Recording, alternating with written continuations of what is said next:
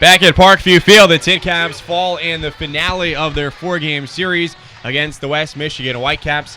7-2 the final score. The Whitecaps scored early, not necessarily often, but it was that early scoring that helped the visitors prevail, and the TinCaps were unable to complete the four-game sweep. Back up in the booth with Kevin Fitzgerald, John Nolan, glad to have you with us here tonight. And Kevin, the starting pitching, the bullpen had been so great for Fort Wayne in recent games. The TinCaps came into this one with 23 consecutive innings without having allowed an earned run, and that changed tonight before Ernesto Montas could get out number one. Well, we saw the first six batters all reach base safely with 6 hits, so that was an uncharacteristic way to begin a game for Ernesto Montas, who went 7 through 7 scoreless innings in his most recent start. He had won his previous 2 contests, so we weren't expecting that from someone like Montas, who's been extremely consistent, and he gets outs by getting batters to ground out. That's his specialty. So the good news is great work from the bullpen. Brian Verbitsky, Seth Lucio, Kyle McGrath, Jimmy Brasuban.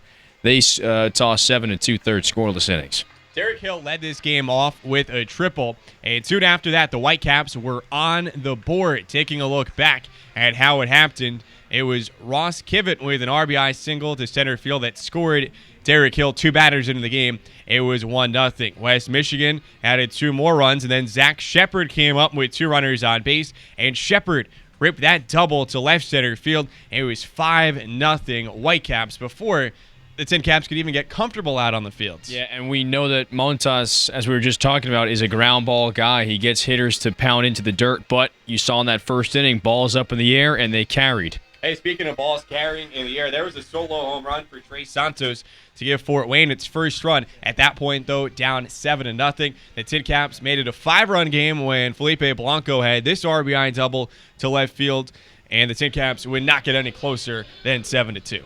Yeah, that was it. And we talked about it, how West Michigan's bullpen is one of the best in the league. They have 5 arms out of the pen that have ERAs below 2.75, and we saw a couple of them with Joe Jimenez in the back end. And he shut the door on Michael Geddes and the TinCaps. So the final score, 7-2. And Fort Wayne now 21-30 on the season. This 9-game homestand came to an end. There was a full moon, not quite a full house, but still a healthy crowd of 4,628. And a lengthy game. The top of the first inning alone took more than 20 minutes. Our game tonight, 3 hours and 9 minutes. So after a lengthy game and 36 games in 35 days, Fort Wayne finally gets an off day tomorrow. Then to the road, interdivision play, and the TinCaps take on the team with the second worst record in the league, the Beloit Snappers. And Jose Castillo will be making his second start with Fort Wayne.